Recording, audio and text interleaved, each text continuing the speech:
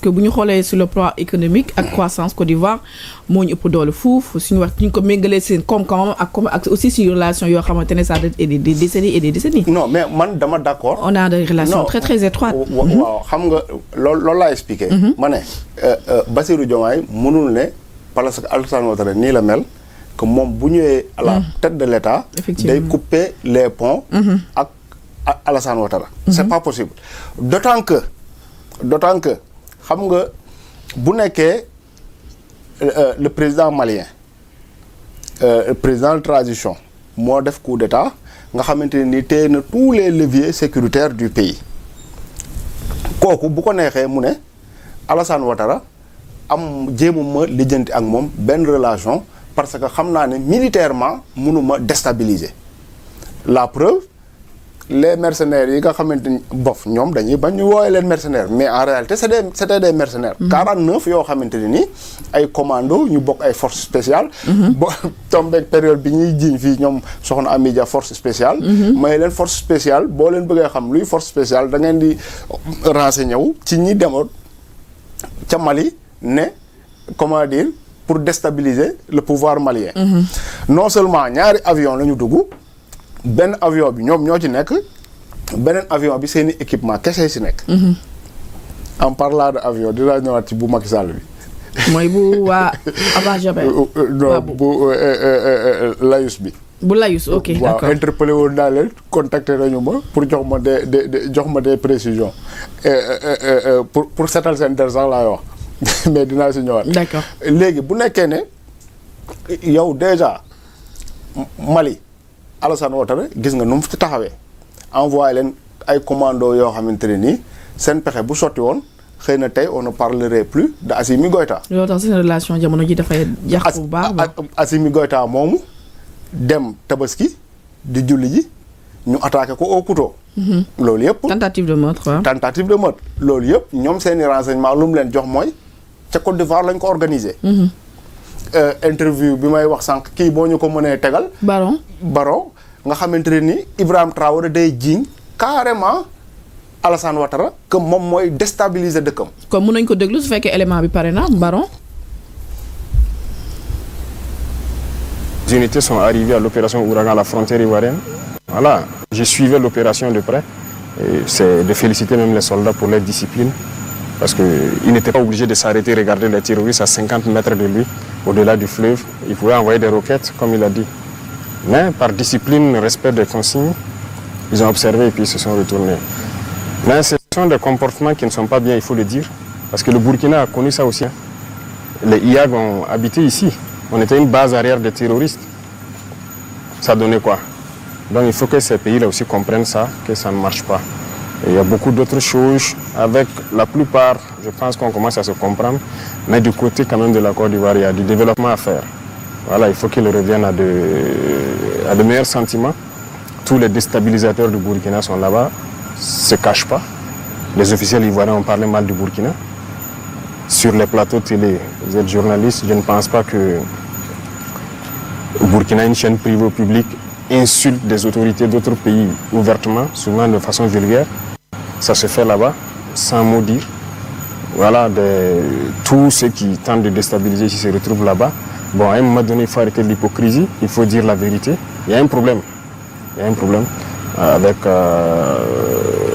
les autorités de ce pays. Justement, aujourd'hui, Monsieur le Président, quels sont vos rapports avec le président Alassane Ouattara? Le rapport, c'est comme je l'ai dit, il y a un problème. On n'a pas de contact particulier. Donc, voilà, on regarde la situation. On suit.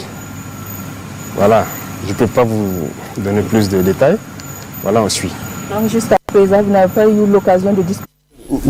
Da ko accuser carrément que la Côte d'Ivoire sert de base aux rebelles yi nga xam dañuy attaquer Burkina. Très bien xam nga loolu daf may servir de transition ma wax ci Ousmane Sonko mi bëgg a dem visiter ji les pays de l'AES nga dégg ñu bëri yëkkati seen làmmiñ di ci wax naa maa ngi lay wax sax ab contribution bu waa jële bind di ne fi ñu toll nii comment dire Ousmane Sonko ñoom malgré que dañ leen a fal démocratiquement mu ngi dem di seq di am ay relation ak ñoo xamante ne ni par la force la ñu accès au pouvoir. xam nga xadisi la man li ma jàpp mooy Assimi Goïta moo gën a légitime Alassane Ouattara. Assimi Goïta moo gën a légitime Alassane Ouattara. waxuma nag légalité. waxuma légalité légitimité laa wax te légitimité moo ëpp doole légalité. il faut que mu am une légitimité maanaam ñu d'accord majorité bi ñu gën a bëri d'accord ci dara pour ñu mën a ne dañ koy def ab loi. mais aussi pour ci est-ce que mën nañu wax ni dafa légitime su fekkee ki il est démocratiquement élu même su fekkee ni sax troisième mandat la toog ñëwaatee au pouvoir. ma dinaa ko expliquer. dinaa ko expliquer xam nga légitimité bu ñu d'accordee ci légitimité déjà moo ëpp doole. légalité. li tax ma ne moo ëpp légitimité. alors dañ koy xool rek ci le président Macky Sall. bu nekkoon tey forcé na troisième mandat ba continuer tey jii di ñu jiite naka lañ koy woowee yow da ngay d'accord ne moom il est légitime et il est légal. ci circonstance légal mais illégitime.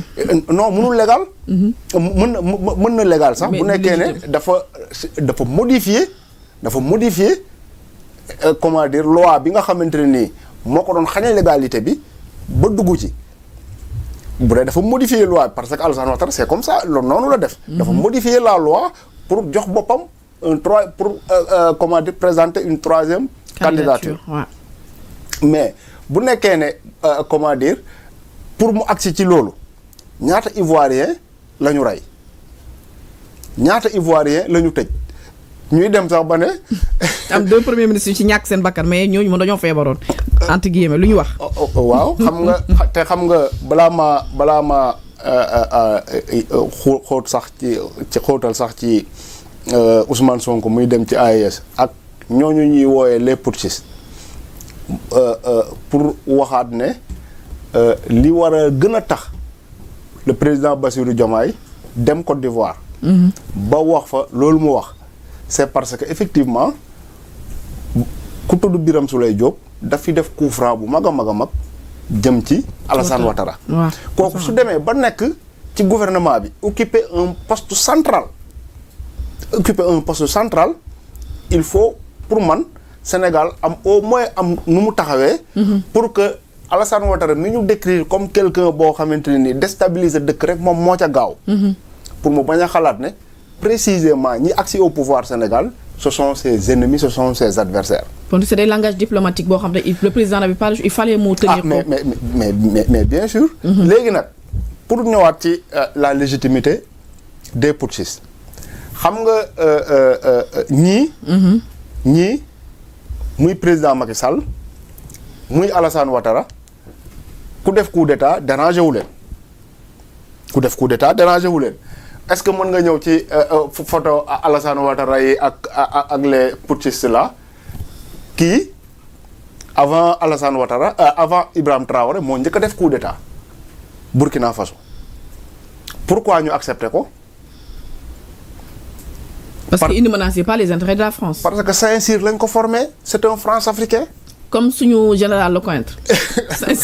comme suñu général Lecointre c'est un France africain te lan moo tax ñu dem ba comment dire coup d'état am Burkina Faso ba ñu ne civil yi mënatuñu téye pouvoir bi il faut que ñu écarter leen am na benn photo bu ma la envoyé kii est-ce que mën nga koo indi des milliers de Burkinabés dans la rue. Donc ça dépend. Quand il a été formé à Saint-Cyr comme notre général Lecointre, donc ça veut dire que ça dépend. am na coup d'état yoo xam ne dinañ ko bénir mais yu fekkee les putschistes cette fois-ci ils menacent les intérêts de la France ñoom carrément moom foofu dañuy ñëw nga nekk seen benn genre ennemi. mais xam nga ñoom xam nga ñiy wax putschiste dañu yaakaar ne dañuy présenter la situation comme si militaires yi dañu jógee seen caserne ñu ne dafa tàng. wala ndox mi ñuy naan neexul ñu ne léegi daal dañuy def coup d'état récupérer le pouvoir alors que mosul demee noonu kii. D'accord. Burkina Faso. li fa amoon mooy insécurité totale maanaam ñi ñuy woowee ay djihadistes entre guillemets ñi ñuy woowee ay terroristes entre guillemets ñoo doon maanaam au nord du Burkina ñuy rey ña fa comment dire population yi mais de façon boo xamante ne nii population yi bëri dañoo mujj déserter ces quartiers ces régions là. ñu dem ba ñu ne plus de 40% maanaam téeméer boo jël ñeent fukk yi état bi contrôlé tu ko. ci territoire yi ñoo koy corriger ñoo koy contrôler comme si rek ñu ne la Sénégal. Saint-Louis Matam Louga Diourbel. état du Sénégal amul foofu ay djihadistes ñoo fa nekk di semer la terreur. ba Burkinabé yi ci boppam génn di manifester ñu ne dañoo bëgg président bi jóge fi ci contexte boobu le coup d'état amee foofu parce que Damiba mii ñu wone sànq xam nga les services de renseignement français waa DGSE ñoom dañu mën a maanaam ci prospection dañ ci xarañ. maanaam dañuy gis ab situation boo xamante ne nii xam nañ ne ci pourrir lay jëm te su pourriree ku mel ne Thomas Sankara mën na ñëw ku mel ne Ousmane Sonko mën na ñëw. ku mel ni Blaise Compaoré. Thomas Sankara kay. kan laa wax. Thomas Sankara. waaw ku mel ne Thomas Sankara mën na ñëw. ok ku mel ne Ousmane Sonko mën na ñëw buñ si sentir ne situation baa ngi pourrir ñu xam ne maanaam comme li xew Burkina Faso en 2014 fronde am na. manifestation am na nga xamante ne ni période boobu dañu dem ba population yi dugg ci commissariat yi dàq policiers yi dem ba récupérer la télévision nationale population yi ñu xam ne situation bii nii suñu ko bàyyee un révolutionnaire mën na capter pouvoir bi léegi ñu dugal un France africain. xam ne ñoo ko formé ñu gàttandu ko. ñu gàttandu pouvoir bi. c'est ce qui s'est passé au Burkina Faso. et au Gabon aussi hein. bi ñu xamee ne. Kaboré population yi pare nañu ci moom. ñu xam ne fii kat boo moytul benn officier révolutionnaire bu mel ne Ibrahima Traoré mën na ñëw. ñu ne non balaa ñu am un révolutionnaire dañuy pousse kenn koo xamante ni il nous est favorable. te ñoo ko formé. Damiba kii noonu la accès au pouvoir gis nga Alassane Ouattara di reetaan. parce que pour moom kii ak moom ñoo bokk daanaka. ay vision ñoo bokk ay intérêt yoo xamante ne nii c'est pour consolider la France Afrique.